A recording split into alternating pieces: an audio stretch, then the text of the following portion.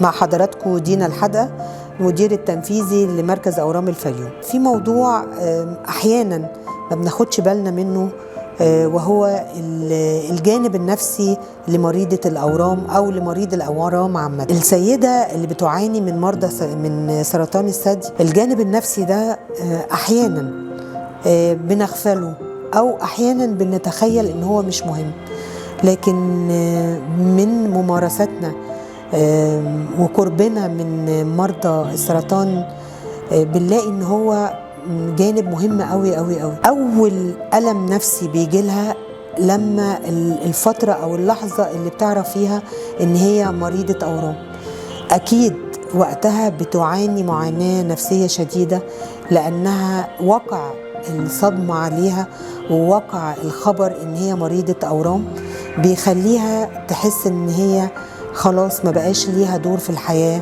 وإن وقتها في الحياة قصير، وإن هي هتدخل في مرحلة صعبة جدا في العلاج، وخاصة إن احنا بنشوف المرضى وهم في مرحلة العلاج بيعانوا قد ايه. اللي حواليها لازم يعملوا لها مساندة جامدة جدا، إن هي مش مقصرة، وإن هي فترة بسيطة وهتعدي. وإحنا بنلاحظ إن المرضى اللي بتحاط بدعم نفسي وبحب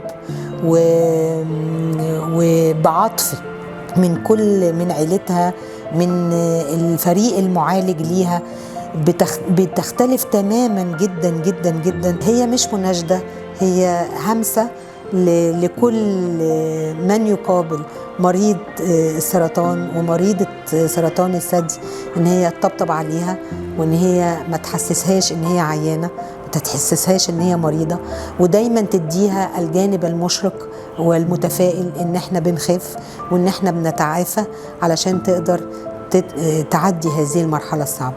شكرا لحضراتكم.